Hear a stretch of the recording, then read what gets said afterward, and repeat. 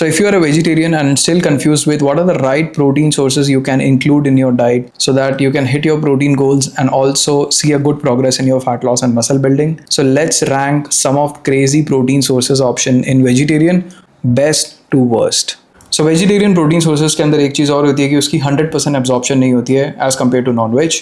सो क्योंकि अगर आपका प्रोटीन इंटेक है 100 ग्राम और अगर आपने सिर्फ 100 ग्राम खाया तो आपकी बॉडी को मिलेगा 80 gram protein. So let's figure out. Let's rank protein bars. So protein bar आते हैं ऑलमोस्ट लास्ट कैटेगरी के अंदर क्योंकि प्रोटीन बार्स के अंदर प्रोटीन के बराबर ही कार्बोहाइड्रेट्स और अदर फैट्स होते हैं. देन उसके बाद let's move to tempeh. So tempeh is in second option. It's a soya product. Similarly when it comes to tofu ये भी सेकंड कैटेगरी के अंदर आएगा. उसके बाद लेके चलते हैं rajma. So rajma is a good source of carbohydrates. Oligosaccharides category के अंदर आता है. इसके अंदर जितनी कार्बोहाइड्रेट्स है उतना ही प्रोटीन है. सो थर्ड नंबर पे. Chole again it's in third number. Broccoli is a kind of a super food but इसके अंदर जितना प्रोटीन है उतना कार्बोहाइड्रेट्स और उतना ही अदर न्यूट्रिएंट्स है. तो इसको भी मैं थर्ड नंबर पे ही रखता हूँ. उसके बाद आते हैं हमारे पास high protein Greek yogurt. So this is a probiotic source with some protein, again in third category.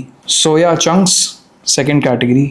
Whey protein isolate या फिर concentrate, it's the first ranked option for vegetarians, जिसके अंदर कैलोरी भी कम है और प्रोटीन इंटेक भी काफ़ी ज़्यादा है. हाई प्रोटीन ब्रेड, क्योंकि बाकी न्यूट्रिएंट्स हाई प्रोटीन ब्रेड के अंदर नहीं होते हैं, काफ़ी बेसिक कार्बोहाइड्रेट्स और बहुत ही बेसिक लेवल पे प्रोटीन होता है जिसकी एब्जॉर्प्शन उतनी बेटर नहीं है, तो will keep this in fourth category.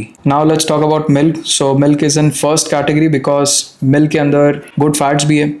Whole milk हो या स्किम मिल्क दोनों ही केस पे बेटर एब्जॉर्प्शन है और एसेंशियल अमीनो एसिड्स भी मिल्क के अंदर ही है. And similarly when it comes to paneer is again first option for vegetarians to pick. Then when it comes to dahi is a source of probiotic. अगर आप अपने diet में ज़्यादा से ज़्यादा दही ऐड करेंगे तो हाँ दही के अंदर प्रोटीन है लेकिन it's a major source of probiotic. So will keep this in fourth. उसके बाद आता है हमारे पास मूंग दाल.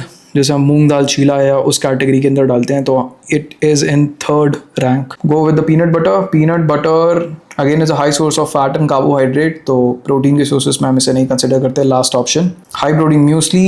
इसके अंदर जितना प्रोटीन है उतना ही कार्बोहाइड्रेट्स और उतना ही गुड फैट्स है. So this is again a last option. Now we have another option called high protein pasta. So high protein pasta को will rank in fourth category. Now we have cheese slice.